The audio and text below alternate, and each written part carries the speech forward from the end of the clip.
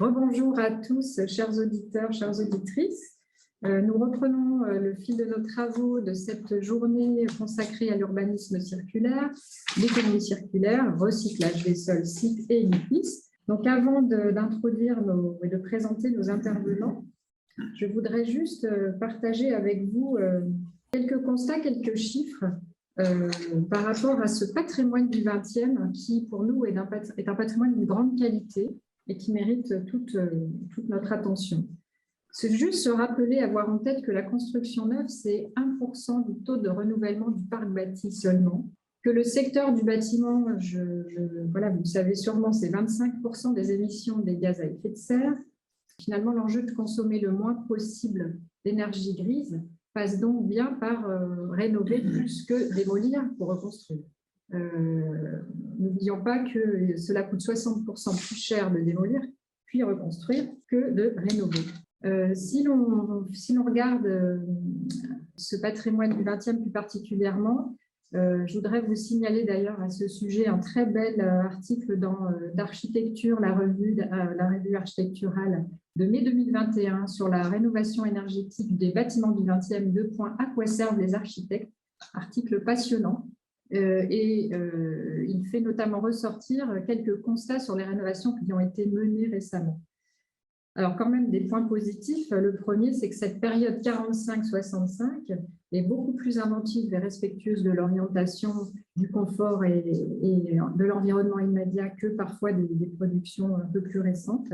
Mais quand même, des rénovations que l'on constate partielles, sans projet, pas de réflexion globale, abordées uniquement sous l'angle énergétique, bien souvent.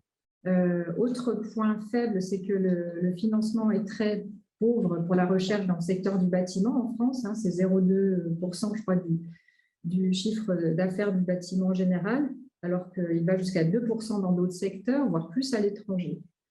De plus, la rénovation n'est pas toujours attractive pour les propriétaires, elle coûte plus cher que le gain sur la facture d'énergie. Et puis, parfois, de mauvais exemples récents nous montrent que des dispositifs clés en main type Energy Strong, soutenus par le gouvernement, qui propose des solutions industrialisées d'enveloppes performantes, sont plaqués sur les bâtiments sans vraiment réflexion sur l'architecture. Mais heureusement, il y a aussi de bons exemples.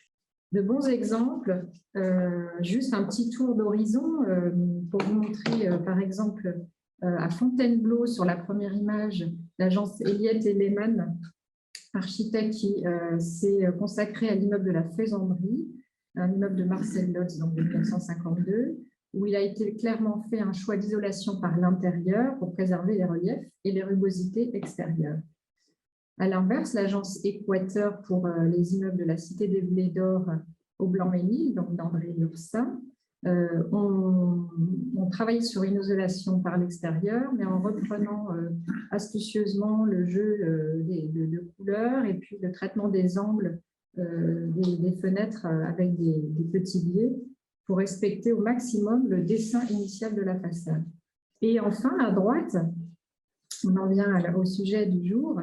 Vous avez l'exemple des agences Frédéric Druot, Lacaton-Vassal et Christophe Hutin qui est parmi nous, pour la cité, l'immeuble GHI de la Cité du Grand Parc, où l'on montre aussi que l'on peut interpréter finalement un dessin d'origine, en l'occurrence ici avec l'ajout d'une surlargeur.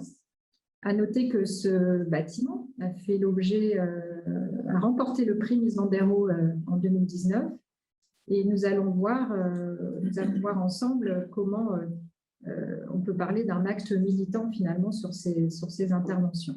Alors, avec nous aujourd'hui, nous avons le plaisir d'accueillir Jean-Luc Gorsk, directeur général d'Aquitanis, l'Office public de l'habitat de Bordeaux Métropole, accompagné d'Irène Sabaro, directrice générale adjointe et directrice du patrimoine, Aquitanis également, la voilà, beaucoup. Et puis Christophe Hutin, l'architecte, donc associé aux architectes Lacaton-Vassal, récemment récompensé par le Pritzker Prize pour leur œuvre globale, que l'on peut qualifier de frugale d'ailleurs. Donc GHI en est partie prenante et nous allons voir ensemble pourquoi, après les exemples de Bois-le-Prêtre à Paris et Silène à Saint-Nazaire, si je m'oublie rien. une petite mise en bouche avec la projection d'un très court film. Alors, si jamais vous n'entendez pas le son, parce que ce matin on a eu ce petit souci, n'ayez crainte. Il s'agit juste d'une musique d'ambiance qui n'empêchera pas, si vous voulez, d'avoir le contenu.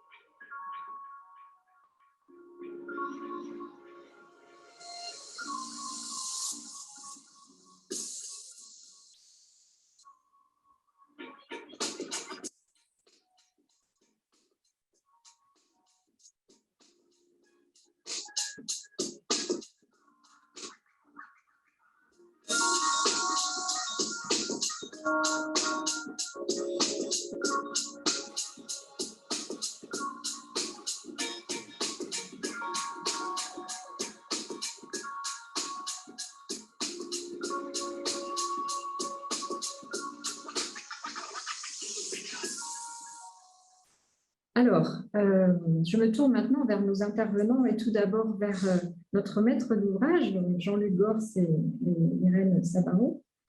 J'ai envie de vous poser une question sur la genèse et l'ambition du projet. Hein. Enfin, vous allez nous présenter Aquitanis, c'est peut-être important de rappeler ce que vous êtes, mais pour nous, il nous semble qu'un projet, c'est avant tout une décision de maître d'ouvrage. Donc, on a dit un acte politique. Hein. Comment s'est décidé le choix de ne pas démolir et d'engager une rénovation-extension en site occupé de surcroît? Et comment avez-vous mené de front les objectifs à la fois de rénovation énergétique, d'ambition de qualité architecturale et d'amélioration de la qualité d'usage? Dites-en nous un peu plus. Alors, bonjour à tous, Jean-Luc Gorch, je suis le directeur général d'Aquitanis. Tout d'abord, quelques mots pour présenter Aquitanis. Aquitanis, c'est un office public de l'habitat. Les bailleurs sociaux, il y a, on va dire, 3 grosses familles, les entreprises sociales de l'habitat qui sont rattachées, pour la plupart d'ailleurs, au collecteur Action Logement. Il y a les OPH qui sont rattachés à des collectivités territoriales. Il y a des coopératives HLM. Mais on a aussi une 4e famille que j'avais oubliée, c'est celle des SEM, des sociétés d'économie mixte. Donc nous, on est un OPH et qui peut intervenir sur l'ensemble de la Nouvelle-Aquitaine. Nous détenons 20 000 logements, essentiellement quand même sur la métropole bordelaise, puisque c'est quand même notre rattachement historique. Nous avons 101 ans d'existence et voilà, nous sommes depuis plusieurs années engagés, notamment en termes de responsabilité sociétale des entreprises, avec par 2 fois et dernièrement depuis juin, de nouveau, on est noté exemplaire dans la norme RSE ISO 26000, AFNOR certification. Et donc, on est très fiers de pouvoir voilà, porter, je dirais, cette reconnaissance, j'allais dire presque internationale, puisque c'est une reconnaissance internationale. On travaille aussi selon, j'allais dire, un triptyque qui nous est propre à Aquitanis, qui est dérivé du triptyque qu'on connaît fréquemment et qu'on emploie fréquemment dans la RSE, hein, vous savez, l'économique, le sociétal et l'environnemental. Ce sont les trois cercles que vous voyez sur cette diapositive. Mais nous, on a essayé d'aller un peu plus loin en traduisant cette responsabilité sociétale et environnementale, comment elle s'exprime pour nous en tant que bailleur social, et notamment comment elle s'exprime avec notre environnement et avec nos habitants. Et donc, à la croisée de chaque cercle, et l'intersection de chaque cercle, on a trouvé une nouvelle dimension, celle de ce qu'on appelle la compétence habitante, c'est-à-dire les habitants détiennent tous une compétence et nous souhaitons systématiquement, que ce soit en production neuve, en réhabilitation ou en gestion, travailler de plus en plus avec les habitants pour faire projet avec eux.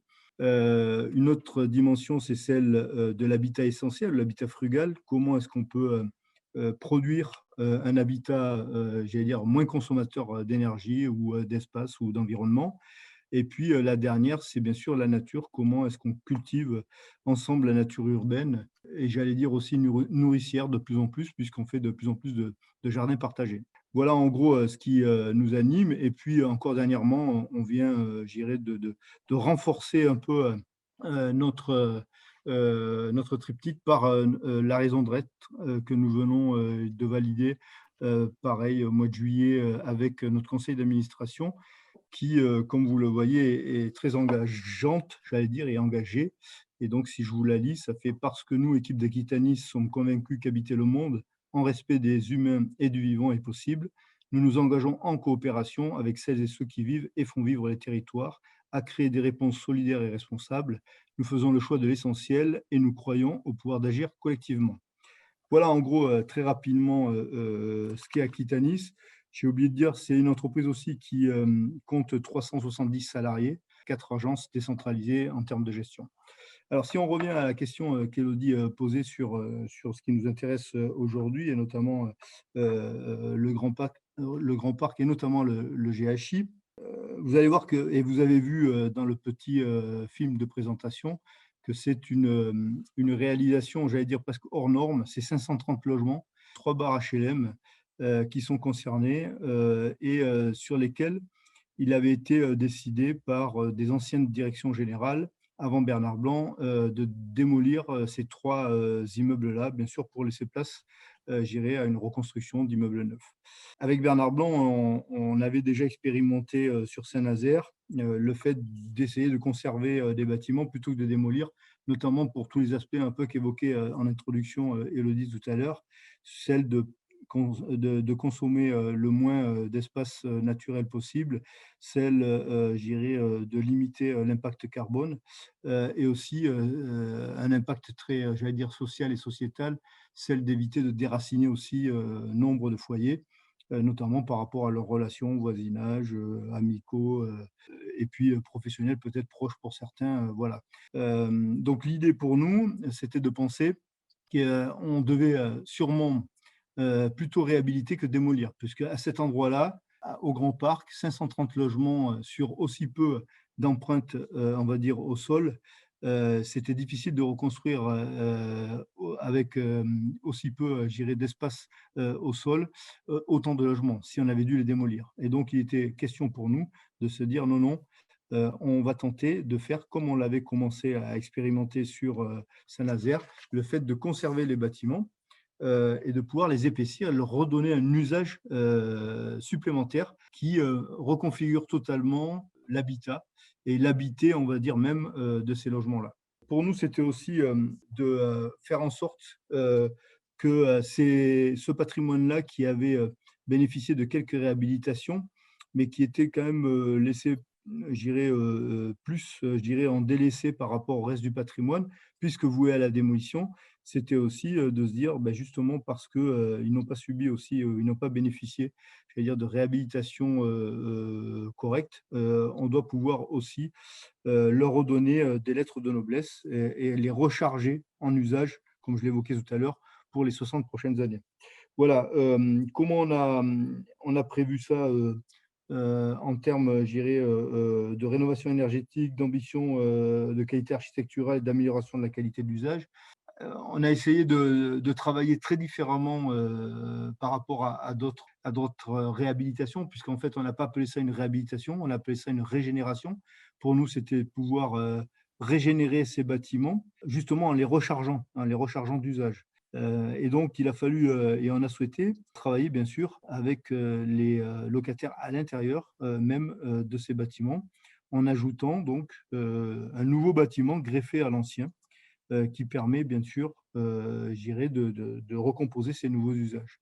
Donc on voit là, en effet, peut-être la photo d'un intérieur, et puis juste après, on voit l'espace qu'on a créé dans la photo du bas, avant-après, on va dire, avec ces usages complètement différents, puisque avant on avait plutôt, je dirais, des baies pour ceux qui en avaient, parce que tout le monde n'avait pas de balcon comme là ou de loggia. Mais il y avait très peu de lumière qui rentrait dans le logement, et après on voit en fait ces grandes baies vitrées qui s'ouvrent sur la ville et qui laissent bien sûr passer beaucoup plus de lumière et beaucoup plus de vues et d'éclairage. Et ça aussi, c'est tout l'art, je dirais, des architectes qui militent depuis voilà, 2 ou 3 décennies avec cette pensée-là de pouvoir conserver et redonner, je dirais, et recharger les bâtiments pour les prochaines années. En quoi elle est novatrice, cette démarche? Elle est novatrice parce que justement, on est à contre-courant de ce qui se fait depuis maintenant 20 ans dans les quartiers de renouvellement urbain. Pourquoi? Parce que l'État a choisi, avec l'ANRU notamment, de systématiser, on va dire, la démolition pour reconstruire ailleurs, dédensifier les quartiers, casser des barres, des tours, mais sans forcément mesurer l'impact social, sociétal, comme je disais, et environnemental à l'époque qui générait. Et donc, c'est là où c'est novateur, c'est de se dire qu'on est à contre-courant d'une politique d'État qui vise plutôt à démolir, plutôt qu'à conforter et à redonner un nouvel usage à des bâtiments qui sont déjà là, qui ont déjà un impact, j'allais dire carbone, mais qu'on peut régénérer comme on l'a fait sur le GHI, en faisant en sorte qu'ils continuent une seconde vie, qu'ils aient une seconde vie, sans pour autant, j'allais dire, tout raser, faire table rase, comme si rien n'avait existé avant. Voilà un peu les mots d'introduction que je pouvais dire sur le GHI, parce que je pense que Christophe, derrière, va avoir énormément de choses à raconter aussi. Bon, merci Jean-Luc pour ces mots voilà, de contexte et puis surtout votre parti pris très fort, hein, très assumé contre la politique de la table rase finalement. Alors maintenant, je vais me tourner vers Christophe Hutin, donc l'architecte en charge de l'opération. Donc Christophe, dans le cadre de cette commande de rénovation, vous faites le choix, les architectes font le choix d'étendre, d'épaissir. J'aimerais bien que tu reviennes sur ce choix programmatique et architectural, et surtout nous dire comment tu abordes la question complexe et parfois paradoxale de à la fois respecter une architecture emblématique, on l'a vu en introduction, d'origine en tout cas, tout en étant performant énergétiquement. D'abord, merci de l'invitation pour parler de ce projet. Souligner qu'effectivement, pour qu'un projet comme ça existe, il faut d'abord qu'il y ait un maître d'ouvrage qui le lance, qui le commande et qui le porte totalement. Et donc, il faut, voilà, je vais rajouter quelques infos techniques sur le projet, mais je crois que le principal et l'essentiel a été dit par Jean-Luc. Et c'est vrai que je veux témoigner que je confirme qu'ils font ce qu'ils disent. Voilà, ce qui est important parce que sur les questions de politique urbaine, de renouvellement, on peut avoir parfois des discours et des actes un peu paradoxaux. Et dans le cas d'Aquitanis, voilà, ça mérite d'être souligné. Donc, je rappelle, juste pour poser le contexte, que les barres de GHI du Grand Parc que vous voyez à l'écran en second plan, se trouve à l'intérieur des boulevards à Bordeaux. Donc, une situation déjà urbaine et qui est très intéressante, et qui a tous les avantages et le confort et les services de la ville, le tramway, les équipements, etc. On est d'ailleurs dans le périmètre du patrimoine UNESCO. Et donc, c'est vrai que démolir un ensemble de ce type était vraiment problématique par rapport à cette situation qui est déjà exceptionnelle. L'urbanisme des années 60, à l'époque, il proposait donc un grand parc, c'est-à-dire d'avoir des bâtiments très effilés, de très grande hauteur, qui permettaient de libérer le sol et ainsi d'avoir des espaces de pleine terre et un parc.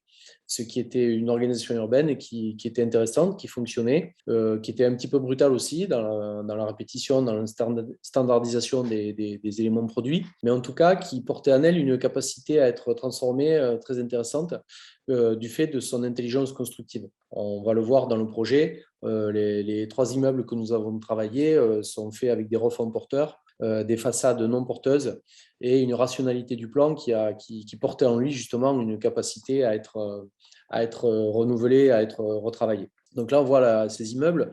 Je rappelle qu'ils ont été construits au début des années 60. Ce sont les premiers du quartier du Grand Parc. 2 barres de 225 logements avec 15 niveaux et un petit bâtiment de 80 logements de 10 niveaux, le bâtiment G. Dans les années 80, ils ont bénéficié, devrais-je dire, subir une rénovation, n'est-ce pas, avec des peintures très, très intéressantes sur la façade. Et c'est vrai que ces bâtiments avaient besoin d'être mis à jour. Ils avaient besoin d'avoir une approche un petit peu contemporaine, actuelle. Et donc, ce qui est intéressant, c'est que très souvent, quand on démolit, quand on parle de renouvellement urbain, on résume la situation de ces bâtiments à leur forme urbaine. C'est-à-dire que là, par exemple, on dit, bon, mais voilà, il s'agit de 3 barres. Et en fait, ce que je voudrais vous dire, c'est qu'il ne s'agit pas de 3 barres, c'est trop simpliste et c'est un résumé trop important. En fait, ces 3 bâtiments, ils accueillent, ils logent, ils font habiter 530 familles depuis 50 ans maintenant. Voilà, ces immeubles, ils ont fait le boulot après-guerre, il fallait reloger beaucoup de monde. Ils ont fait le travail pendant 50 ans.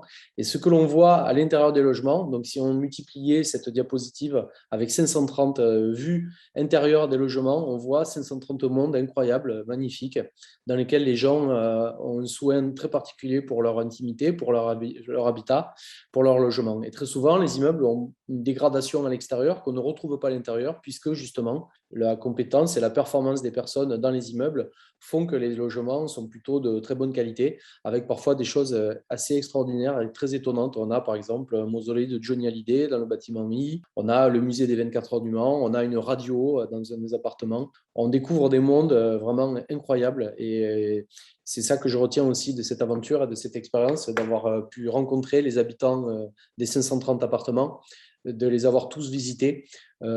C'est très, très fort sur le plan humain et c'est une richesse incroyable.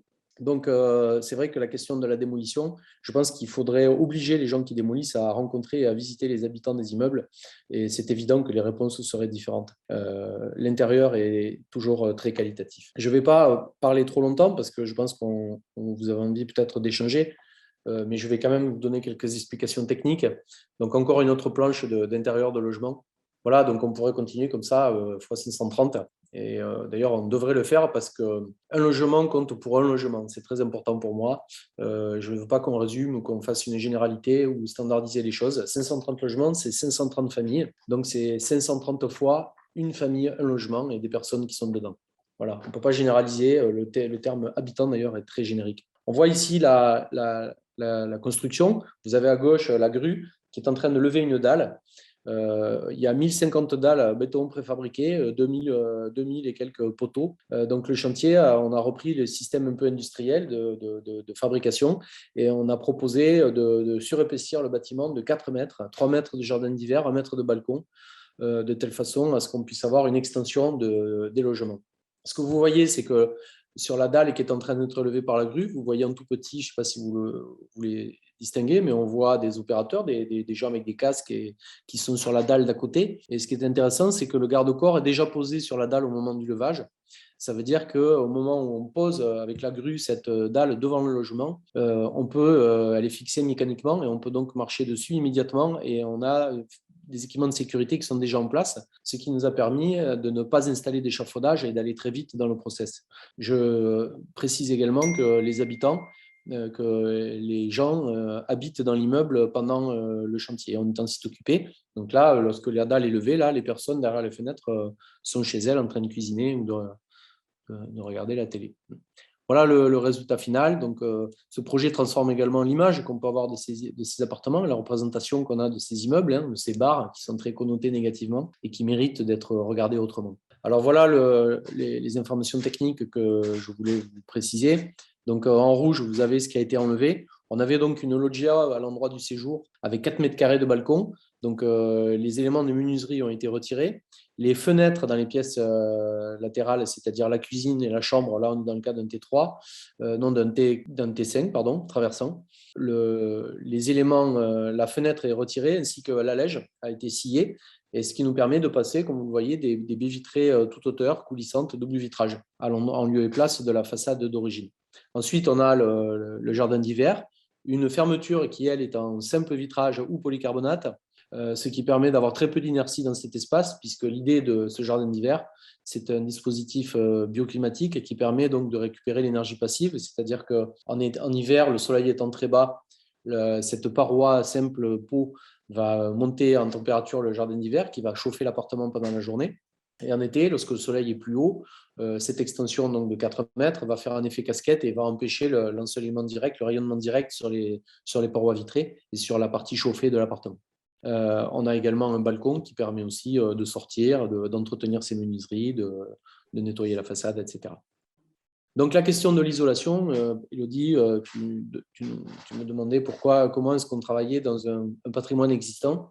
Ce patrimoine, vous le voyez avec les refends porteurs, avec son organisation, son intelligence constructive, il avait cette capacité à être agrandi vers l'extérieur et à pouvoir se prolonger et avoir un prolongement vers l'extérieur.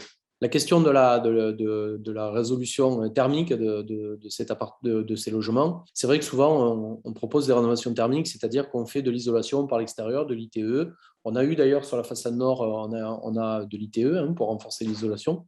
Mais c'est vrai que c'est toujours plus intéressant d'avoir 3 mètres de lames d'air dans lesquelles on peut se mouvoir et habiter plutôt que 30 cm de laine de verre. Donc si on prend un étage courant sur le bâtiment H ou le bâtiment I, vous voyez donc ici les parties circulation verticale avec ascenseur, escalier.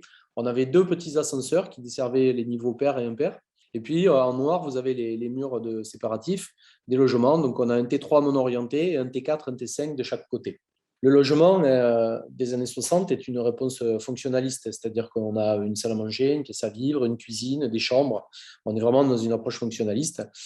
Et donc, voilà ce qu'on propose, c'est-à-dire d'étendre très largement la surface des appartements, les surfaces planchées. Dans les cas des petits logements T2, T3, la surface planchée est doublée. Et donc, ce qui est intéressant, c'est qu'on retrouve aussi les éléments qu'on pourrait avoir dans une maison, dans une villa, c'est-à-dire qu'on peut circuler par l'extérieur. On a plusieurs possibilités de circulation, on gagne beaucoup en fluidité. Et surtout, on a donc une relation avec le climat qui est vraiment différente et qui est nouvelle. C'est-à-dire, c'est la capacité d'ouverture des façades permet d'être en lien direct avec les éléments, avec le soleil, avec le vent, avec les courants d'air, avec la ventilation. Les éléments traversent le logement et on est en lien direct avec son climat. On a des rideaux thermiques aussi sur la façade simple peau, j'avais oublié de les préciser. Et donc, ce que je veux vous dire, c'est que l'énergie la plus renouvelable, la plus disponible, c'est bien celle des habitants. Et donc, souvent, l'approche thermique fait qu'on a recours à des systèmes industriels ou des solutions un peu automatisées qui permettent d'assurer la régulation et le confort thermique d'un appartement. Ici, le pari qui a été fait, c'est de faire confiance aux gens et de dire que finalement, ils ont une expertise et une vraie compétence pour savoir se protéger du soleil, savoir ventiler, ouvrir quand ils sont là et finalement reprendre un peu d'autonomie sur la régulation thermique de leur logement et de leur appartement. Et je pense qu'on pourra prouver dans l'avenir que c'est sûrement beaucoup, beaucoup plus performant que les systèmes automatisés, comme on peut l'avoir dans certains labels BBC, etc. Voilà la pose d'une dalle. Donc, vous voyez que le garde-corps est déjà en place, c'est ce que j'expliquais. Voilà, la dalle descend sur les fers qui sont en attente. On a un scellement rapide, mécanique, et donc on peut immédiatement marcher sur la dalle avec un petit garde-corps sur le côté, évidemment, en attendant la dalle suivante. Mais ça permet aux opérateurs de travailler dans la foulée et d'enchaîner les tâches. Voilà le résultat.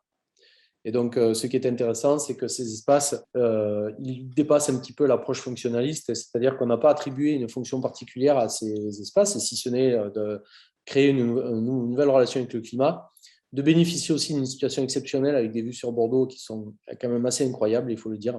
Et ce qui est intéressant, c'est que ces espaces, ils sont indéterminés dans leur fonction. Donc, ça veut dire que finalement, les gens ont investi. La vie qui était un petit peu confinée ou cantonnée à l'intérieur du logement, maintenant se déploie dans ces espaces supplémentaires et elle prend ses aises, elle prend une nouvelle dimension. Voilà par exemple la cuisine par laquelle on peut sortir. Et puis, je ne sais pas, sur le plan psychologique, il y aura sûrement des raisons, mais c'est toujours bien, je trouve, d'avoir deux possibilités de sortir d'une pièce. Je ne sais pas si vos parents vous courent après, des choses comme ça, c'est quand même bien de ne pas être en impasse tout le temps dans son logement. Donc, c'est de nouvelles possibilités, une nouvelle fluidité. Et voilà, la ventilation et les gens circulent mieux dans leurs appartements. Voilà, et donc les gens ont pu garder leur univers, leur esthétique. Et c'est assez important parce qu'on est tout le temps jugé sur l'esthétique ou sur les façades. Et c'est vrai qu'à l'intérieur, c'est un autre sujet, quoi. Voilà. Moi, je n'ai pas de jugement à porter sur l'esthétique et la façon dont les gens habitent. Et ce qu'on doit dire peut-être ici, c'est que les gens ont été logés dans cet urbanisme moderne et fonctionnaliste. On a logé les gens, mais peut-être que maintenant, on habite mieux. Voilà. Et c'est l'objectif qu'on partage avec Aquitanis, c'est qu'on est passé d'une approche où on loge les personnes à une approche où vraiment ils peuvent habiter et inscrire leur propre histoire dans un logement, y compris un logement social, et ça mérite d'être souligné parce que tout le monde n'a pas cette approche. Voilà. Merci beaucoup, Christophe. Et effectivement, je trouve que c'est une très belle formule que tu viens d'employer sur la question d'habiter, non pas de se loger. Vraiment, je trouve passionnante la démarche que vous avez adoptée ensemble sur comment dire, l'intérêt, l'attention que vous portez à l'habitant et aux personnes. Je trouve ça vraiment exemplaire. Je me permets juste de rajouter quelque chose, Élodie, j'ai oublié d'abord te remercier pour ton propos introductif sur les démolitions et la rénovation urbaine. Oui, je voulais vraiment un sujet douloureux pour nous. Parce que ça fait 20 ans qu'on en parle et qu'on voit des démolitions partout. Et je voudrais juste rappeler qu'en ce moment, il y a un projet à Pessac sur Sèche-Format-Noir de démolition de 3 tours. Voilà. De l'ensemble qui a été fait par des grands architectes et qui est vraiment super intéressant. Et que l'ensemble des locataires s'opposent à cette démolition et que ce n'est pas entendu. Voilà, donc je relais le propos. J'allais parler. Donc, tu vois, les grands esprits se rencontrent. Oui, effectivement, cet ensemble de Jean Dubuisson de 1974 est menacé, en tout cas pour l'une de ces tours. Et c'est vrai que ça nous touche. On ne sait pas toujours comment agir. Alors, les architectes ont peut-être un devoir d'alerter dans les différentes instances dans lesquelles on peut intervenir, mais effectivement, on est là à l'opposé d'une démarche que vous venez de décrire. Alors justement, j'allais venir maintenant au retour d'expérience après 5 ans. Après 5 ans, je me tourne cette fois vers Irène et puis après, je pense que Christophe, tu réagiras aussi. Quel retour d'expérience, qu'est-ce que finalement vous analysez dans la capacité à reproduire une telle opération? Où sont les freins? Qu'est-ce que vous feriez autrement? Qu'est-ce que vous ne referiez pas, pardon? On a envie de savoir finalement s'il y aura d'autres GHI ou peut-être d'autres manières de faire tout simplement. Oui, merci Élodie. Donc moi, je vais peut-être revenir à des choses un petit peu plus terre à terre qui relatent l'activité de la maîtrise d'ouvrage. L'histoire du GHI, c'est pas que l'histoire de la maîtrise d'ouvrage, on l'a bien compris, on embarque tout un écosystème avec nous, la maîtrise d'œuvre, les habitants, la collectivité. Malgré tout, la maîtrise d'ouvrage s'appuie sur des fondamentaux, les coûts, les délais, sauf que si on reste dans ce périmètre-là, on voit bien qu'on ne s'élève pas tellement et qu'on ne donne pas de sens à la maîtrise d'ouvrage en logement social. Et je pense que GHI, ça a été vraiment sur la métropole bordelaise un signal fort de ce qu'est la maîtrise d'ouvrage militante logement social, et c'est ce qui donne du sens aussi aux responsables d'opération qui sont intervenus sur cette opération et qui aujourd'hui s'en inspirent, puisque on le voit dans les projets qu'on a initiés depuis 5 ans, c'est qu'on essaie de reproduire, non pas au-delà de la méthode, mais c'est cette démarche un peu d'enquête, de prendre en compte les potentiels et la valeur des habitants et du patrimoine bâti et du patrimoine nature. Alors, le patrimoine nature sur le Grand Parc, il n'est pas forcément au pied des bâtiments GHI, mais c'est quand même une constante qu'on a dans notre approche, pour essayer de recharger sur des dizaines d'années, voire 50 ans, ces bâtiments, avec une renaissance à la fois du bâti, à la fois des habitants. Et c'est la renaissance de l'habitant, c'est peut-être aussi de passer de se loger à habiter, puisqu'on voit bien que les habitants qui étaient il y a quelques années sur une approche, on n'a pas forcément envie d'aller habiter dans le GHI, on avait un taux de vacances qui était un petit peu supérieur à la moyenne chez Aquitanis. Aujourd'hui, ce sont des logements qui donnent envie, et ce sont des logements qui s'inscrivent dans un parcours résidentiel sur le Grand Parc, puisque ces 530 logements ont été les premiers réhabilités dans le patrimoine d'Aquitanis sur le Grand Parc. 530 logements sur 2500, ça donne déjà un effet masse important. Ça donne une ambition. Donc, après, la difficulté a été finalement de ne pas forcément arriver à tenir la même ambition sur l'ensemble des réhabilitations. Et c'est plutôt la reconnaissance de la réussite. Donc, la reproductibilité, elle est vraiment dans, on embarque au-delà d'une réhabilitation, une régénération, on recharge un patrimoine, on embarque des métiers au-delà de la maîtrise d'ouvrage qui sont vraiment le binôme avec le gestionnaire, l'habitant, le gardien, et on essaie de les porter sur cette régénération et cette recharge émotionnelle et technique sur le patrimoine. Au niveau de... Je vais peut-être vous donner quelques chiffres, hein, mais en termes de coût de l'opération, c'est une opération qui finalement, on se dit ça 5 ans après, n'a coûté que 66 000 € hors taxe par logement. Et quand on voit la qualité d'usage, la qualité de vie, la lumière et ce qu'on a réussi à insuffler sur l'ensemble des 530 logements, on se dit finalement qu'à l'échelle des 50 années écoulées et des 50 années qu'on a rechargées, ce n'est pas grand-chose. Quand on parle bilan carbone et empreinte carbone, on se rend compte qu'on est vraiment dans le vrai et que c'est quelque part, moi je ne me pose même plus la question, c'est évident que c'est ce qu'il faut qu'on fasse maintenant systématiquement. Voilà. Non à la démolition et oui à recharger l'habitat et à faire projet avec les habitants. Et finalement, sur ce projet-là, on a entraîné la collectivité. On est dans un projet urbain avec Bordeaux Métropole, mais on a été vraiment leader sur la volonté de travailler comme ça avec l'équipe de maîtrise d'œuvre. Et c'est aujourd'hui finalement qu'on arrive à avoir un petit peu les projecteurs sur cette opération alors qu'elle est livrée depuis 5 ans quand même. L'ambition, c'est aussi d'arriver à tenir dans la durée des locataires qui sont dans des logements en plein chantier pendant plus de 2 ans. Et ça c'est vraiment quelque chose, c'est vraiment un savoir-faire qui nous inspire sur les prochains projets. C'est comment animer les habitants, comment leur donner envie de tenir parce que ça va être bien mieux après. Et ça passe par plein de petits exercices qui sont à la fois tenus par la maîtrise d'ouvrage, mais surtout par la gestion locative. Et c'est pour ça que le tandem gestion locative, maîtrise d'ouvrage, tout ça avec la bienveillance professionnelle de la maîtrise d'œuvre, c'est le triptyque indispensable pour tenir la durée en logement occupé. Parce que reloger 530 familles, ce n'est pas possible. Donc, comment est-ce qu'on a tenu ce timing en embarquant les habitants? On les a amenés visiter la Tour Bois-le-Prêtre à Paris pour qu'ils se projettent un petit peu dans ce qu'allait être leur habitat une fois passée cette période de travaux qui est toujours un petit peu douloureuse. On a travaillé avec eux avec plutôt une approche entre guillemets littéraire et l'écriture, puisqu'on a recueilli leurs témoignages durant tout ce chantier. Et ça, c'est quelque chose qui nourrit forcément le projet, mais qui inspire la manière dont on va attraper les prochains projets.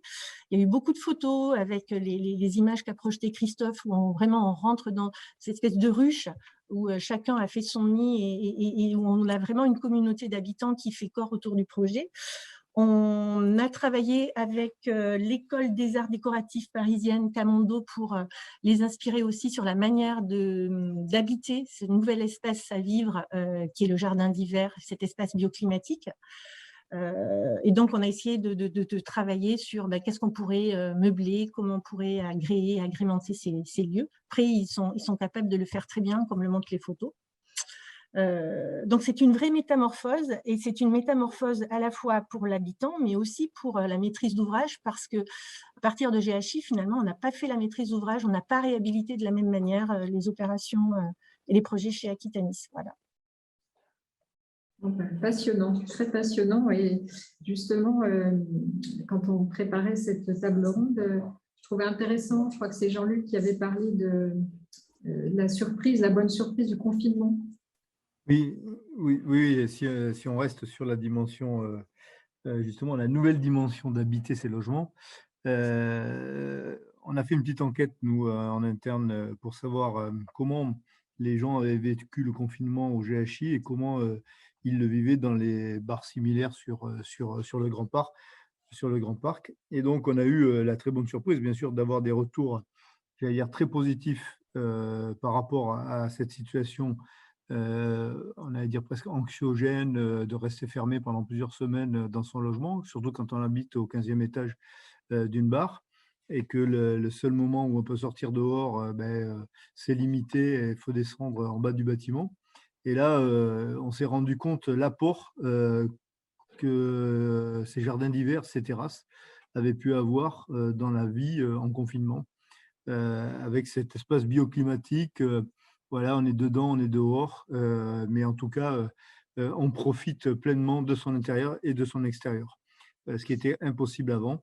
Et là, vraiment, on a vraiment senti qu'il y avait, en fait, voilà, sans anticiper ce qui allait nous arriver avec le Covid, mais en tout cas, c'était aussi, je dirais, voilà, une bonne marque ou un bon marqueur sur le fait qu'on avait fait un bon choix aussi dans ce sens-là. Merci. Et du coup, j'allais me tourner pour une dernière question avant celle des auditeurs vers Christophe. Là encore, sur le retour d'expérience, peut-être plus largement dans ta production, dans ton travail, est-ce que tu as eu l'occasion de réitérer ce genre d'expérience? Alors, peut-être pas en doublant, comme ça en épaississant une façade, hein, il y a peut-être d'autres réponses pour travailler avec l'habitant et surtout pour transformer un existant. Quel est ton point de vue là, sur l'évolution de la situation? Est-ce qu'il y a un changement de culture? Est-ce que c'est difficile? Eh bien, en fait, c'est vrai que pour faire la transition avec le propos de Jean-Luc, d'abord, c'est une recherche aussi de déconfinement du logement, puisqu'on considère que la programmation et souvent ce qu'on fait en logement manque un petit peu d'espace et de dimensionnement. Donc, c'est ça qu'on a essayé de faire. Et il se trouve que ça a été plutôt bénéfique sur la question du confinement, même si on ne l'a pas fait pour des raisons sanitaires, n'est-ce pas? On l'a fait pour des vraies questions de logement. Et donc, c'est évidemment une attitude. Et donc, l'attitude, c'est surtout de faire attention aux gens dans les situations qui sont habitées. Et c'est la volonté aussi, peut-être, de s'intéresser au monde qui existe, à toutes les situations habitées, de mettre l'effort et l'énergie des projets plutôt sur la transformation que sur la construction neuve. Et donc, ce qui est intéressant, moi, ce que je considère, c'est que l'architecture, c'est un work in progress, donc ça veut dire qu'on s'inscrit dans un temps qui est très long et on a une intervention à un moment sur une histoire qui nous dépasse, qui est préalable à ce qu'on fait et qui continuera derrière avec l'action des gens sur leur habitat. Et donc, effectivement, en ce moment, on travaille sur un projet à côté de l'aéroport de Bordeaux, à Mérignac-Beutre, avec un bailleur social très performant sur ces sujets, puisqu'il s'agit d'Aquitanis, n'est-ce pas? Et donc, voilà, donc on essaie d'aller plus loin encore, on essaie voilà, on expérimente comment est-ce qu'on peut travailler dans le patrimoine avec les locataires, avec les habitants, pour faire en sorte que les situations s'améliorent et que les projets aient du sens et qu'ils soient réellement durables, parce qu'en fait, on parle souvent de développement durable. Mais nous, je crois que ce qu'on partage, c'est que l'écologie n'a de sens que s'il y a un réel bénéfice pour les habitants, quoi. Voilà ce que je dois dire. Et donc, est-ce que c'est difficile ou pas? Je ne sais pas parce que je sais faire que ça. Donc, je ne peux pas vous dire si le reste est... Ça m'a l'air plus facile de ne pas se préoccuper des gens quand même. Oui, c'est sûr. C'est sûr, mais c'est vrai que dans tout ton travail, transpire cette idée de l'attention à l'homme, en fait. Voilà, pas que dans le logement comme ça collectif. Hein. Donc, oui, c'est un engagement, c'est un combat. Effectivement, tu le portes. Je voulais vous remercier de vos propos. Déjà, c'était vraiment très intéressant. Et du coup, j'ai une question à ma gauche. Oui. Donc, bonjour. Merci pour la qualité à la fois éthique et écologique de la maîtrise d'ouvrage qui a permis au maître d'œuvre de s'exprimer dans la même pensée philosophique. Et on voit qu'en fait, une opération réussit à partir du moment qu'il y a un maître d'ouvrage qui a la volonté politique et éthique de porter un projet. Ce n'est pas les maîtres d'œuvre. Le maître d'œuvre s'inscrit effectivement dans cette dynamique. Deuxièmement, moi j'ai aperçu effectivement avant la réalisation de la transformation, ces bâtiments qui étaient quelque part des lieux de stigmatisation sociale. On voyait les bars. Là, il y a un bénéfice énorme, pas seulement pour le maître d'ouvrage, les habitants, etc., mais aussi pour la ville, parce qu'on n'a plus d'espace stigmatisé, on a des lieux qui sont valorisés. D'ailleurs, on n'a pas beaucoup vu l'accessibilité à travers les ascenseurs, qui montrent que, en fait, la manière de rentrer chez soi, c'est très important au niveau de la valorisation sociale des habitants. Donc, c'est un élément qui est bénéfique aussi pour la collectivité, pas seulement pour les habitants. Et on voit là deux écoles, l'école du démolir, de effacer, et l'école de l'améniser, valoriser, transformer, recycler et s'inscrire, comme Christophe l'a dit, dans les temps longs de l'architecture. Donc la métamorphose, effectivement, parle du recyclage et de l'architecture et de l'économie circulaire. Là, vous nous donnez un très, très bon exemple qui nous rappelle les fondamentaux, c'est-à-dire un maître d'ouvrage n'est pas là pour gérer, mais pour bâtir, et ça, c'est les points de départ. Une collectivité qui a envie de voir sa ville s'est transformée, s'est valorisée, c'est un préalable, et une maîtrise d'œuvre qui est à l'écoute de la maîtrise d'usage est un élément essentiel également pour transformer, recycler et valoriser les territoires et les vies des habitants. Merci beaucoup. C'était plus une réaction. C'est militant, c'est encourageant, c'est enthousiasmant. Voilà, mais c'est bien, je me sens aussi soutenue.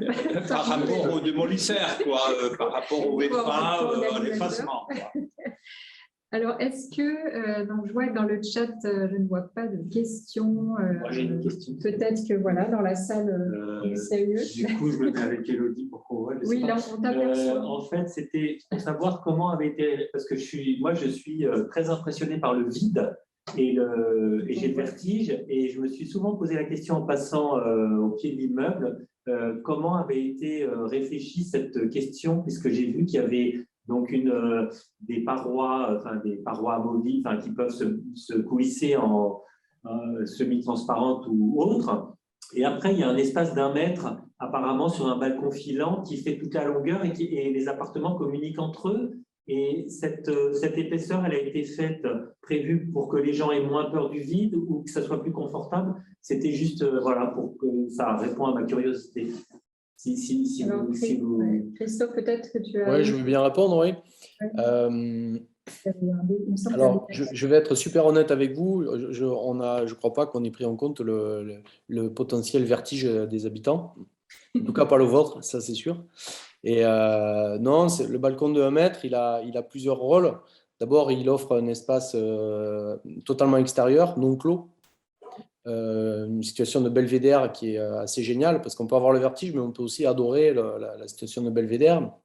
Ça permet aussi de circuler par l'extérieur. Ça permet de nettoyer sa façade, son vitrage, n'est-ce pas? Sur 15 niveaux, c'est important parce que sinon, il faut, vous savez, des nacelles, tout un tas de dispositifs, encore une fois, techniques, alors que finalement, les gens entretiennent leur logement, en théorie.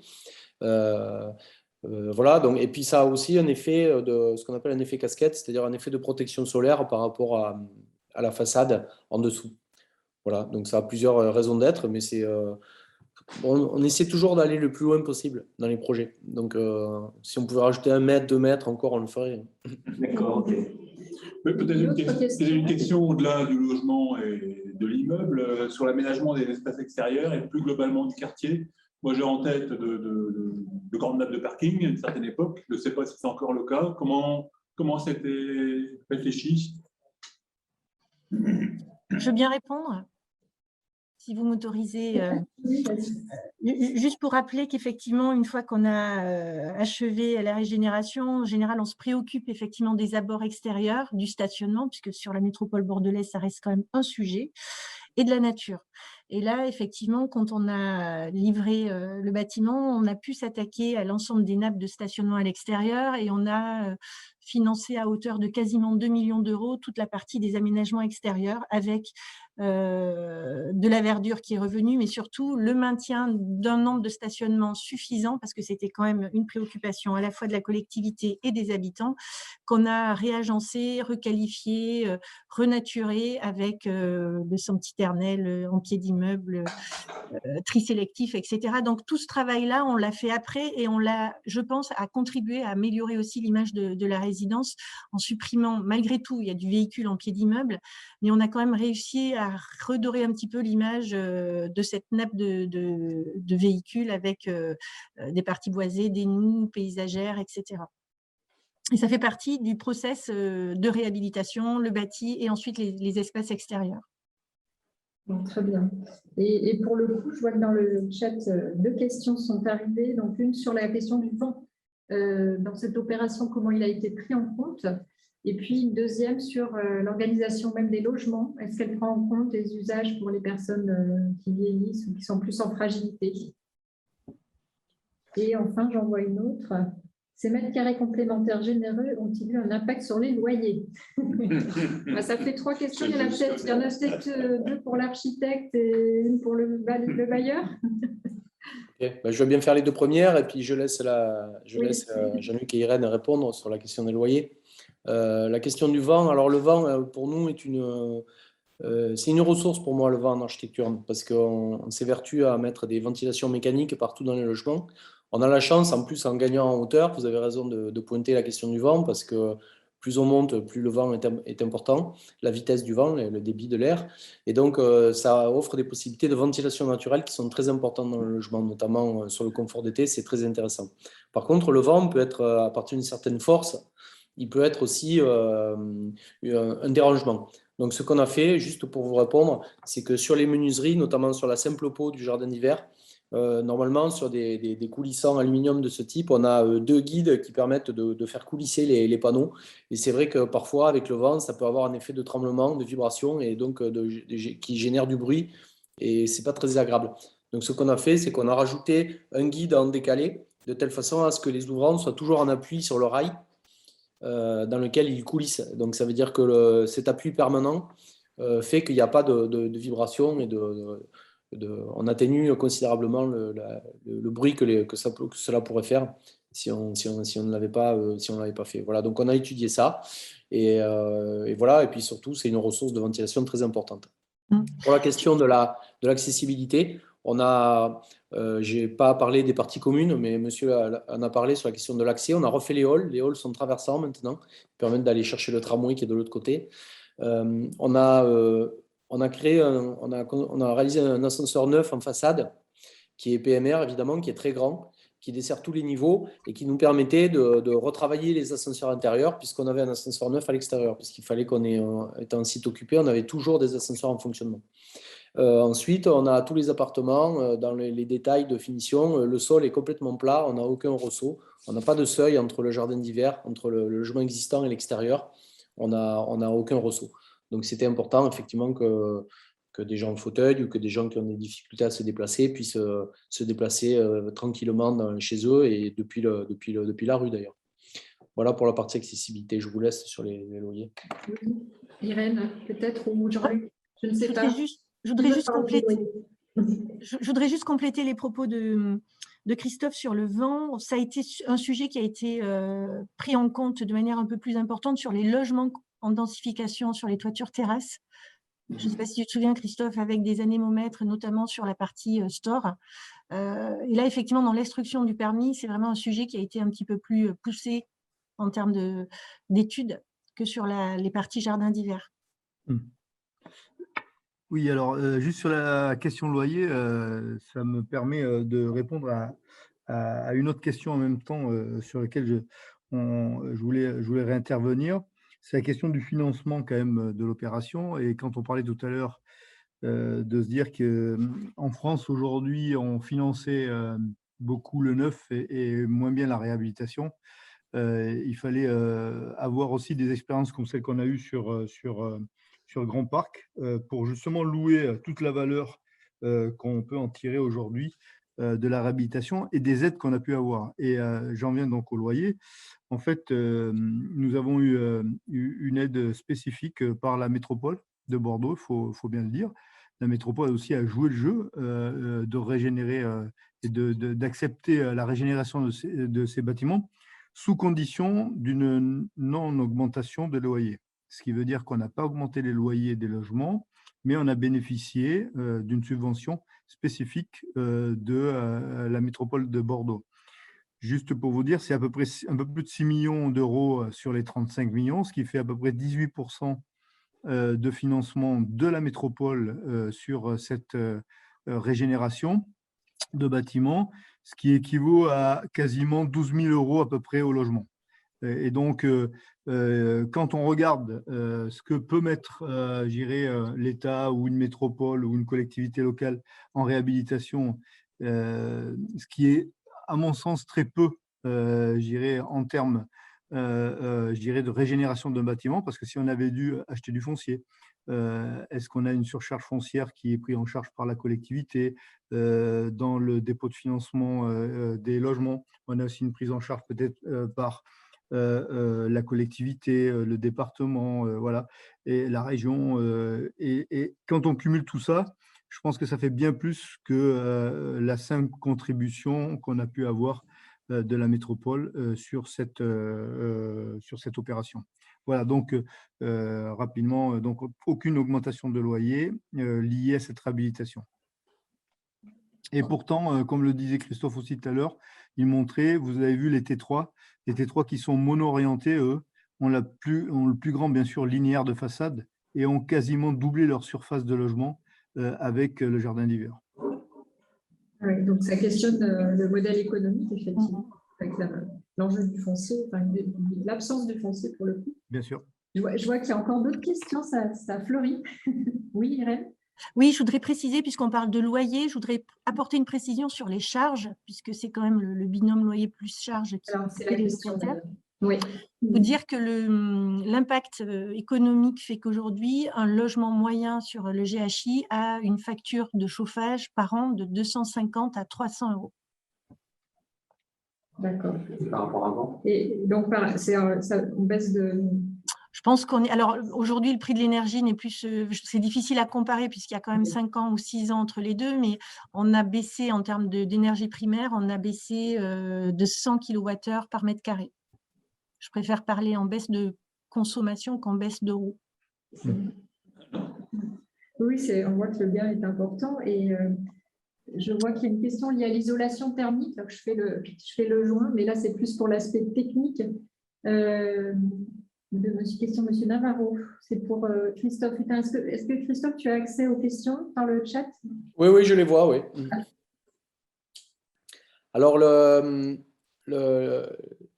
l'isolation thermique, d'abord, les menuiseries qui viennent en remplacement des façades qui ont été déposées sont évidemment du double vitrage.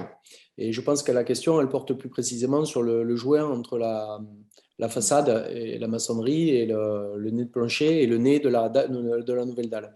En fait, on a un joint de dilatation et on a un joint qui est en compression, qui est un joint coupe-feu aussi. On a une garniture entre la partie neuve, la partie préfa, la dalle neuve et la façade maçonnée existante.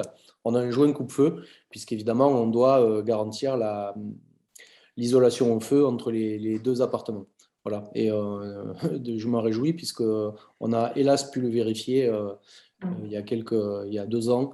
On a eu un incendie au 12e étage sur le bâtiment I, et donc le dispositif de coupe-feu a fonctionné. Et tant mieux pour moi. Et d'abord pour les habitants et par voie de conséquence pour moi. En termes de responsabilité. Exactement. Oui, et peut-être la dernière question, on prend la dernière question sur l'agencement. Est-ce qu'il y a une volonté de recomposer les espaces et de modifier les cloisonnements? Alors absolument pas. Il y a une volonté de ne surtout pas faire ça, parce qu'en fait, d'abord, ce sont des enfants porteurs, le cloisonnement essentiellement, donc ça veut dire que c'était techniquement impossible. Et ensuite, ce que je dois vous dire, c'est que nous, on a voulu privilégier clairement l'extension de l'appartement, puisque je vous l'ai dit, les photos de la façon dont les gens habitent dans cet appartement, pour nous, c'était le point de départ. Et donc, il était hors de question d'aller tout péter dans les logements ou d'aller déranger la vie quotidienne des habitants, même s'il y a eu des dérangements, des nuisances liées au chantier. On n'a pas voulu désorganiser, déstructurer la façon dont les gens habitaient dans leur appartement, puisque vous avez vu dans les photos qu'ils ont un soin et des décorations et des choses qui font depuis 50 ans. Donc ça, on n'a pas voulu déranger ça et on a vraiment mis le paquet sur l'extension. Très bien, c'est très clair. Bon, tout ça est passionnant. Donc, j'allais dire, il va falloir qu'on s'arrête, malheureusement, parce que je pense qu'on aurait encore beaucoup de questions. Avant de conclure, d'abord, j'aimerais vous remercier à nouveau. Et puis, je vais maintenant me tourner vers mes collègues, voilà, à conclusion à 3 voix, pour faire un petit bilan de la journée et surtout quelques perspectives. Alors, peut-être Vincent, tu veux démarrer? Oui. Nous avons vu ce matin, depuis ce matin, 3 exemples très probants de ce que pouvait être le recyclage de bâtiments ou de sites de façon intelligente. Et à travers ces 3 exemples, il y a quand même un élément fédérateur, c'est la conjonction de plusieurs facteurs. Le premier, c'est évidemment la présence d'une maîtrise d'ouvrage éclairée et suffisamment ouverte au changement pour proposer des choses novatrices. Ensuite, évidemment, ce sont des équipes de maîtrise d'œuvre hyper compétentes qui savent se saisir de cette vision renouvelée que peut avoir un porteur de projet sur le devenir de son bien, des entreprises qui doivent être évidemment qualifiées et aussi des fonctionnaires de l'État qui doivent être coopératifs par rapport à l'application de normes qui parfois sont très exigeantes. On l'a vu notamment avec l'opération de Niort qui avait nécessité une prise en compte du PPRI et du risque archéologique de façon très, très forte. Et donc, quand vous avez ces 4 éléments qui s'associent, en général, ça aboutit à de très bons projets. Et les 3 projets, donc le CAUE, l'opération Boineau et le GHI, témoignent de ce que peut apporter une telle pratique. J'espère ardemment que les exemples que nous avons vus ne restent pas des exemples isolés, mais qui puissent diffuser sur l'ensemble du territoire pour que ce genre de pratique, sans devenir pour autant la norme, mais se généralise de façon beaucoup plus forte, pour qu'effectivement on puisse arrêter de répéter à l'infini des modes opératoires hérités des 30 glorieuses et qui sont certainement un petit peu à bout de souffle. En tous les cas, qui ne correspondent plus du tout aux attentes sociétales et aux attentes environnementales dues aux événements climatiques qui nous attendent demain. Donc, le patrimoine ne doit pas être vu comme un élément bloquant, parce que malheureusement, c'est ce que j'entends régulièrement, même dans des rapports pondus par l'établissement public foncier régional, c'est quand même assez troublant. Mais bon, le patrimoine doit être un moteur de ce changement. Et on l'a vu dans les 3 cas, ce n'est pas quelque chose qui est sclérosant. Même avec un patrimoine relativement récent comme le Grand Parc, qui, comme l'a justement dit M. Hutin, est dans le bien UNESCO et qui, en plus, est labellisé au titre de l'architecture contemporaine remarquable, on peut quand même triturer ce patrimoine, mais comme on peut triturer un patrimoine plus ancien pour l'adapter à de nouveaux usages. Et, mon Dieu, ce n'est pas très grave si on modifie un petit peu sa perception. De toutes les façons, quand on regarde un tissu urbain quel qu'il soit, il a toujours fortement muté depuis sa création, depuis 2000 ans en général. Donc évidemment, quand on se balade dans les villes, on n'a pas encore des colonnades antiques partout, à certains moments qu'elles ont disparu, mais on a quand même cette persistance des tracés, cette persistance des usages qui fait que la ville s'est renouvelée. Et à l'instar de ce renouvellement que l'on peut voir sur la ville, on peut tout à fait imaginer un renouvellement des pratiques aussi dans nos métiers qui nous intéressent tout un chacun autour de cet écran aujourd'hui. Et comme je le disais ce matin, je crois qu'il faut avoir confiance à l'avenir. Nous avons des équipes de maîtrise d'œuvres hyper qualifiées, nous avons des paysagistes hyper qualifiés, et toute une série de professionnels qui sont là aussi pour nous ouvrir les yeux sur de nouvelles possibilités. La sociologie aussi peut nous aider en cela. Il faut juste s'en saisir et ne pas avoir peur de sortir parfois de nos chemins tout tracés. Voilà, et bravo aux intervenants parce qu'on a vu 3 beaux exemples depuis ce matin. Merci à vous. Merci Vincent. Alors c'est vrai qu'on ne se représente pas, mais vous avez compris qu'on représente le triptyque de cette ADAP, atelier départemental d'architecture et du paysage qui est en train de naître, ça y est, en Gironde. Donc ça, Vincent Cassagno représente l'UDAP en tant qu'ABF. Et maintenant, j'aimerais passer la parole à Frédéric Cosimore pour la DDTM. Donc, le deuxième je suis le moins connu des 3. Hein, alors, je tourne la caméra. Voilà. C'est compliqué pour moi, je suis à côté de 2 stars locales quand même, des problématiques-là. Et puis, M. Cassagno, on s'était organisé hier soir, M. Cassagno a dit. Non, mais je vais juste peut-être faire un. Moi, j'ai retenu, je suis content d'être venu aujourd'hui, ne serait-ce que pour ça, j'ai noté la maxime de M. Christophe Lutin. Ça a l'air d'être plus facile de ne pas se préoccuper des gens, virgule, quand même. Je trouve que quelque part, ça résume bien la question de l'économie circulaire. Depuis ce matin, on parle de travailler sur des espaces constitués, des espaces artificialisés, des espaces occupés. Donc, je pense que la question de l'habitant et de la valeur des quartiers, elle est vraiment essentielle par rapport à ça. On l'a même vu sur le dossier de Niort, où c'était une ancienne usine qui était désaffectée depuis quelques temps, mais finalement, on a retrouvé des gens qui ont travaillé là, ou des enfants des ouvriers qui ont travaillé là. Donc, je pense que, je ne vais pas redire ce qu'a dit M. Cassagno, je pense qu'on est sur des sujets compliqués, qui ont tout leur intérêt en termes écologiques. Je pense que, notamment, le Grand Parc l'a vraiment démontré. J'ai autre chose d'intéressant à dire, mais qui m'a échappé. Oui, non, je suis en train de. Ça fait quelques temps que je suis sur Bordeaux, je suis les grands projets urbains de Bordeaux également. Et je me demande si finalement construire du neuf, ce n'est pas aussi compliqué, global, que de réhabiliter. Enfin, je caricature peut-être un peu, mais quand je vois la durée de réalisation de certaines opérations, je me pose des questions. Donc voilà, je pense qu'on est sur un nouveau mouvement, qui existait déjà, mais qui, je pense, va devoir se développer. Bien, merci. Et du coup, je passe la parole à nos 2 architectes paysagistes conseil de l'État. Paysagiste conseil, Stéphane Bertin.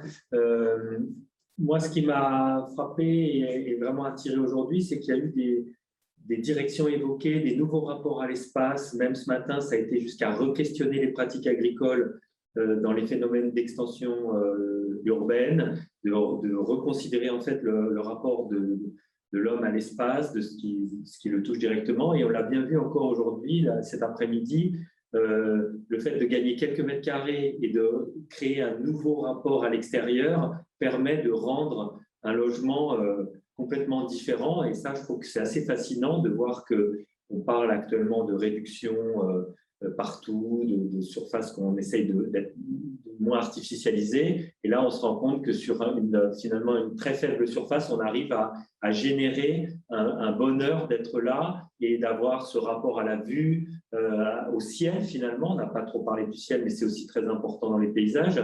Et de pouvoir aussi recomposer tous ces espaces quand on est en pied d'immeuble, un nouveau rapport, qu'on évite les stationnements. Et du coup, on a des cheminements dans la ville qui peuvent se créer de manière différente, un rapport aux transports en commun qui sont accessibles d'une autre façon. Et tout ça fait que ce qui je trouve intéressant, c'est que ça repose des vraies questions sur le rapport de l'homme à l'espace. Andreas Christoforou, l'architecte conseil en Gironde. D'abord, moi, je voulais remercier tout le monde pour la qualité de leur exposé, de leur participation. Pour moi, c'est en fait ce qui est réussi aujourd'hui, c'est l'aboutissement de cette synergie entre les services de l'État et leurs partenaires extérieurs. On se rend compte que finalement, chacun pour soi, ça ne marche pas. Il faut vraiment créer des synergies, des coopérations, de l'entraide. Et l'aboutissement de cette entraide et cette coopération à travers la synergie nécessaire pour créer l'atelier départemental de l'architecture et du paysage en Gironde montre bien qu'on peut faire beaucoup de choses ensemble.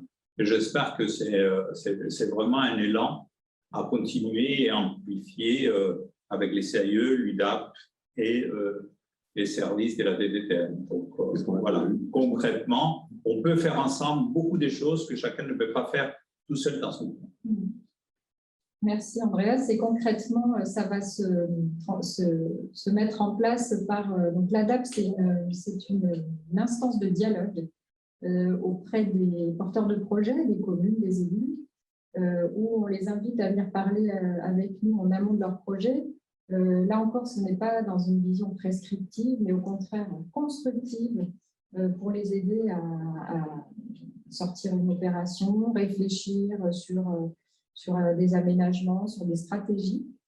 Nous avons déjà commencé avec une première sollicitation et nous continuerons à le faire. La conférence d'aujourd'hui est aussi une autre manière de confronter, de travailler ensemble les trois structures, toujours dans l'idée de parler de qualité architecturale et paysagère.